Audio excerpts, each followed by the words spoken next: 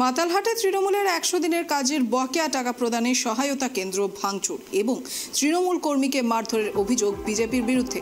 দিনহাটা মহকুমা হাসপাতালে সিতাই বিধায়ক জগদীশ চন্দ্র বর্মা বসুনিয়া অভিযোগ করে বলেন, আমাদের তৃণমূল কংগ্রেসের পক্ষ থেকে ১০০ দিনের কাজের বকেয়া টাকা প্রদানের নথি যাচাইয়ের সহায়তা কেন্দ্র করা হয়েছিল।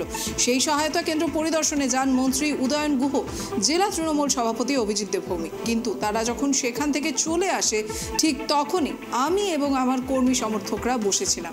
হঠাৎ করে সেখানে বিজেপির জেলা সম্পাদক অজয় রায় ও মাতালহাট গ্রাম পঞ্চায়েতের বিজেপির প্রধান মানব বর্মনের নেতৃত্বে সেই সহায়তা কেন্দ্র ভাঙচুর, গাড়ি ভাঙচুর, এমনকি সিতাই ২ নম্বর গ্রাম পঞ্চায়েতের কেশরীবাড়ি এলাকার মফিজুল মিয়া প্রামাণিক নামের এক তৃণমূল কর্মীকে মেরে পা ভেঙে দেওয়া হয়।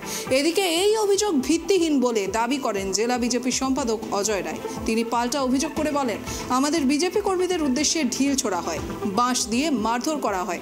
যখন এসব ঘটনা ঘটে তখন বিধায়ক জগদীশ চন্দ্র বর্মা বসুনিয়া বসে বসে দেখছিলেন। হয়তো আমাদের বিজেপি কর্মীকে মারতে গিয়ে কোথাও পড়ে গিয়ে চোট পেয়েছেন। সব অঞ্চলে আমাদের ১০০ দিনের কাজের বিগত ২ বছর ধরে যে মানুষগুলো টাকা পায়নি তাদের টাকা দেওয়ার জন্য আমাদের পশ্চিমবঙ্গ সরকার এবং মাননীয় মুখ্যমন্ত্রী তিনি সিদ্ধান্ত নিয়েছেন যে যারা ২ বছর ধরে কাজ করেনি তাদের দাবি নিয়ে আমরা গ্রাম পঞ্চায়েত বিভিন্ন জায়গায় করে আমরা সহায়তা শিবির খুলেছি। অ্যাকচুয়ালি যারা কাজ করেছেন তারা তাদের জব কার্ড, তাদের আধার কার্ড, তাদের ভোটার কার্ড এবং ব্যাঙ্ক অ্যাকাউন্ট নিয়ে তারা সেখানে এসে তাদের নাম নথিভুক্ত করবে এবং এই নাম নথিভুক্ত হওয়ার পরে আমাদের ইসের থেকে সহায়তা কেন্দ্রের থেকে লিস্ট আমাদের রাজ্য পার্টির কাছে যাবে এবং রাজ্য পার্টি সেইভাবে সেটা সেই দপ্তরের কাছে পাঠাবে এবং তারপরে তাদের ১ মার্চের মধ্যেই তাদের অ্যাকাউন্টে টাকা দিয়ে দেওয়া হবে।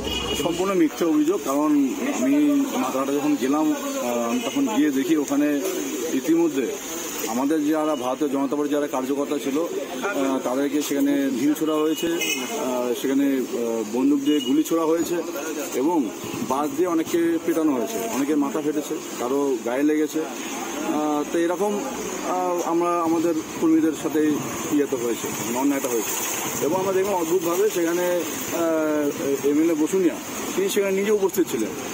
এখন হয়তো আমাদের কর্মীকে মারতে গিয়ে হয়তো কোথাও পড়ে গিয়ে কারো হয়তো পায়ে লাগতে পারে তাদের, কিন্তু আমাদের কর্মী কোথাও কাউকে হাত দেয়নি।